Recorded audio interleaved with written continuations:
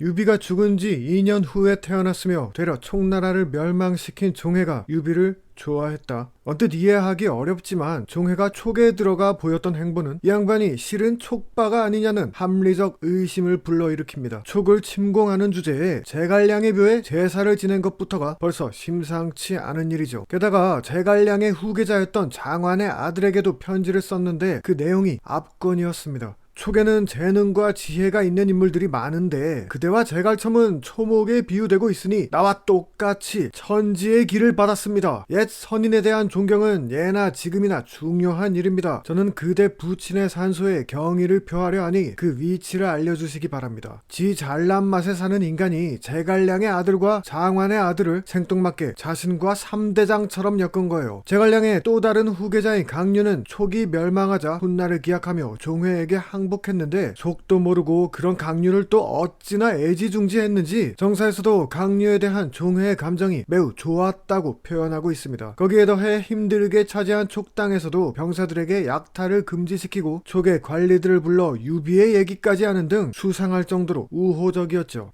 이 모든 게 야심가였던 종회의 빅플랜이라고 생각하는 게 맞겠지만 마침내 반란을 결심한 종회가 측근들을 불러놓고 한 말은 무심결에 나온 그의 본심이 아니었을까요? 만일 일이 성공한다면 천하를 얻을 것이고 성공하지 못한다 한들 나는 유비처럼 될 것이다.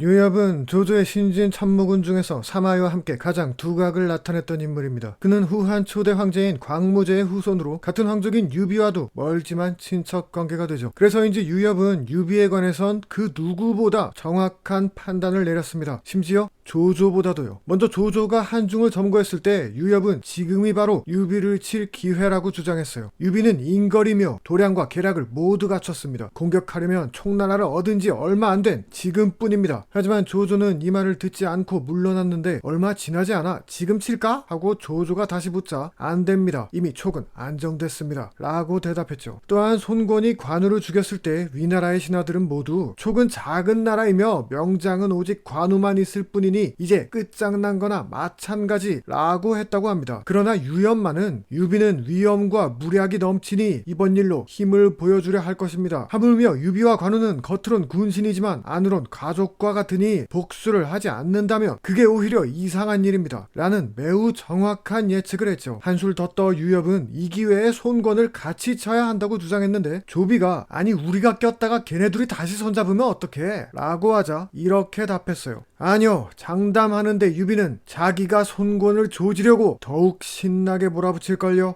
이렇듯 유비에 대한 이해도가 타의 추종을 불허했던 유협이 자신의 주장에 대한 전제로 다른 사람들보다 유비를 훨씬 높이 평가한 점은 주목할 만합니다. 지금 생각해보면 조비가 저때 유협의 말대로 손권을 치지 않은 게 다름 아닌 유비에게 가장 아까운 일이 되었네요.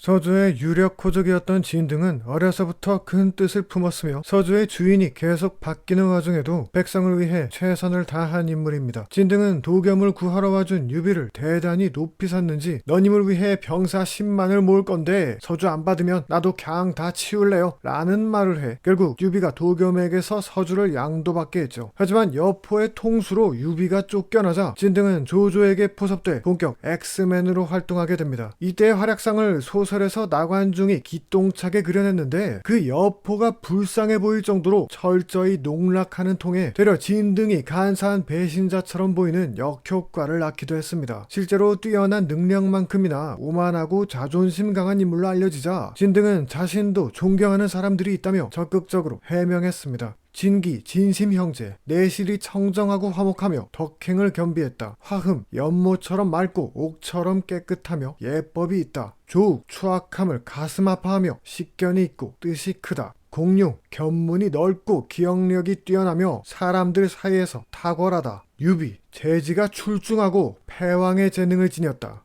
그가 유비의 밑에 있었던 게 아주 잠깐이었던 걸 생각하면 유비에 대한 진등의 평가는 파격적인 수준이라 할 수 있습니다. 자기가 오만하지 않다는 걸 해명하면서 굳이 조조군 내에 수많은 인물을 두고 유비에게 저런 평을 했다는 게 비범하다는 생각까지 들죠. 유비 역시 유표와의 대화를 통해 진등은 문무에 뛰어나며 포부가 원대하니 그와 비견할 만한 사람은 고대에서나 찾을 수 있다 라고 엄청난 격찬을 아끼지 않았습니다. 이쯤 되면 뭐 둘이 짠 거 아냐?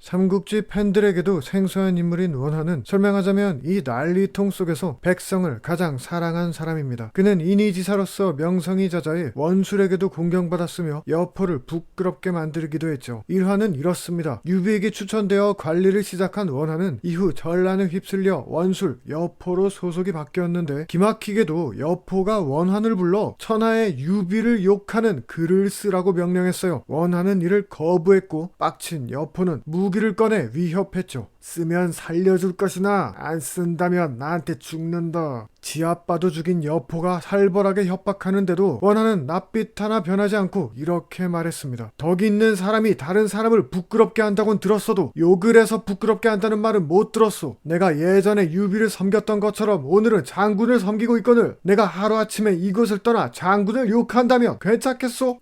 이 말에 부끄러움을 느낀 여포는 결국 이 비용신 짓을 그만뒀다고 합니다. 이후 여포가 죽자 다른 사람들과 함께 조조에게 임용되었는데 처음 조조는 자신에게 예를 다해 인사하지 않는 원한이 못마땅했지만 다들 여포의 군중에서 전리품을 챙길 때 유유히 책만을 챙겨 나오는 걸 보고 중히 썼다고 해요. 이후 간이대부, 승상, 군제주까지 오르면서 앞뒤로 많은 상을 받았는데 힘든 사람들에게 전부 나눠주고 자신이 부족한 건 꾸어다 쓰니 많은 사람들이 감복했다고 합니다. 위나라의 유비가 죽었다는 소문이 퍼졌을 때 유일하게 기뻐하지 않았다는 원환. 조조에게도 백성을 아껴달라 말한 그의 눈엔 어쩌면 유비야말로 가장 이상적인 군주였을지도요.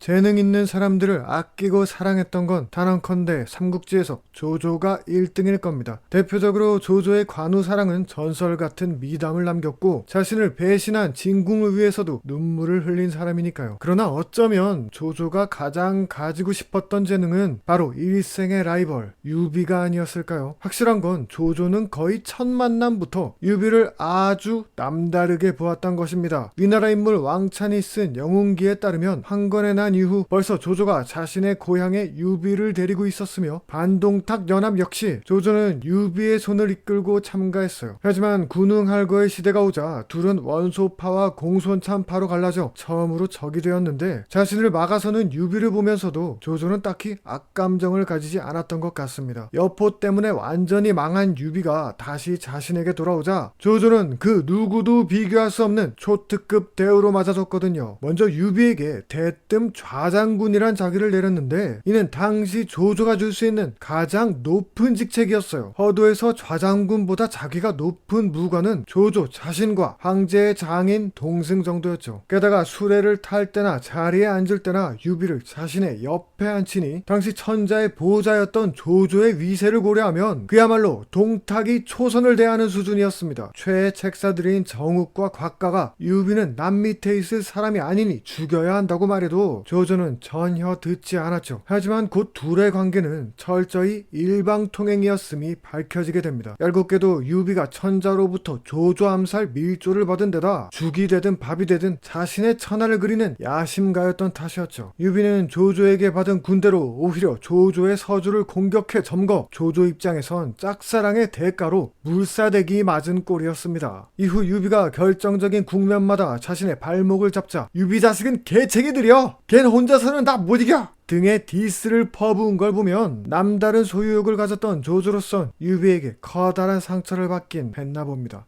참 이상하죠. 자신과 전혀 다른 종류의 사람인 유비를 조조는 왜 그렇게 좋아했던 걸까요? 둘이 허도에 함께 있었을 때 조조가 유비에게 한 말은 이제 와서 돌이켜보니 뭔가 애틋하기까지 합니다. 지금 천하의 영웅은 오직 그대와 나 단 둘뿐이요. 원소? 감히 우리 사이에 낄 수 없지.